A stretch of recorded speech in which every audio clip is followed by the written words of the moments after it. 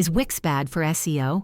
Wix is not inherently bad for SEO, but it does have limitations compared to platforms specifically designed with advanced SEO in mind, like WordPress.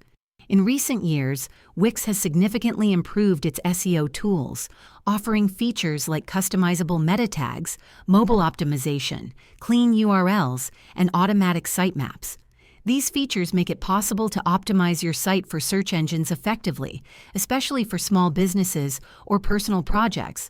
However, Wix's SEO capabilities are not as robust or flexible as those of platforms like WordPress with plugins such as Yoast SEO. For example, Wix doesn't allow deep technical optimizations like customizing server response codes or advanced schema markup. Additionally, the platform's reliance on templates can sometimes lead to slower page load speeds if not optimized properly, which can impact SEO rankings.